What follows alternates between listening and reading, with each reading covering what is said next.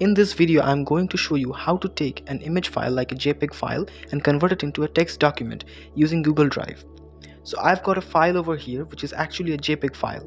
So if I go ahead and click on the properties, you will notice that this is actually a text image. This is not a Word document or PDF. Now to convert this image file into a document using Google Drive, all you need to do is take your image file and drop it into your Google Drive. Once the file is uploaded, right click on the file and click on Open with Google Docs.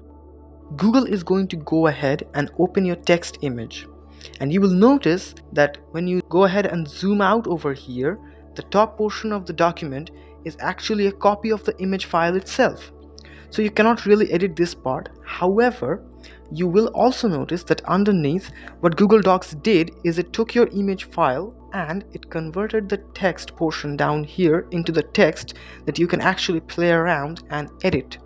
So I'm going to go ahead and click over here, delete the image portion of it. Now I have an editable document that I can modify according to my needs. But if I wanted to convert this into Word document, all I need to do is to click on download as Microsoft Word documents, and this is how you can take it, an image file, and convert it into an editable document.